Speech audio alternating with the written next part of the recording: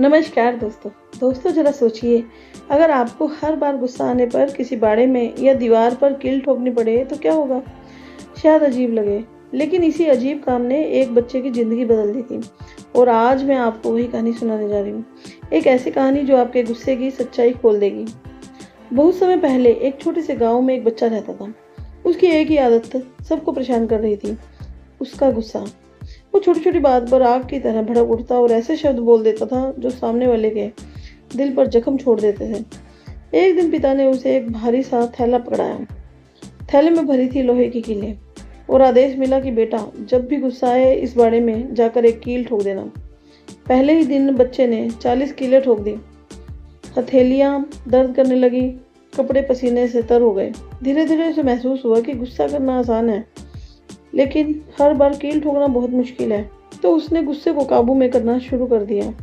कुछ हफ्तों में चमत्कार हुआ, गुस्सा कम होने लगा और फिर एक दिन ऐसा आया जब उसने पूरा दिन बिना गुस्सा के ही गुजार दिया। उस दिन उसने एक कील भी नहीं ठोकी। उसने ये बात जाकर अपने पिता से बताई। पिता ने मुस्कुराते हुए कहा, बहुत अच्छा, अब हर दिन जिस दिन तुम गुस्सा ना करो उस दिन बाड़े से एक कील निकाल देना। बच्चा रोज कीलें निकालता गया। दिन बीतते गए और एक सुबह बाड़े से आखिरी कील भी निकल गई। वो खुशी खुशी पिता को बुला कर लाया और बोला, देखो पिताजी, अब तो सारी कीलें निकल गई हैं।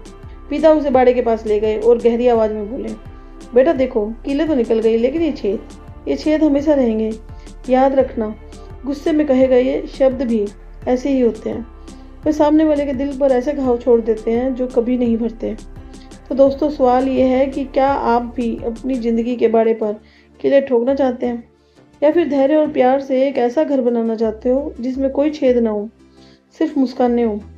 क्योंकि बच्चे की कही गई बात तो फिर भी कुछ समय बाद लोग भूल जाएंगे और उसे माफ़ कर देंगे।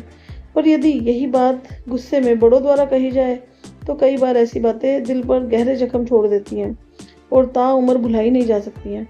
अगर ये कहानियाँ आपको सोचने पर मजबूर कर गई हो तो इसे लाइक करें, सब्सक्राइब करें और इसे अपने दोस्तों के साथ शेयर कीजिए, क्योंकि शायद किसी का गुस्सा सिर्फ एक कहानी सुनकर ही बदल जाए।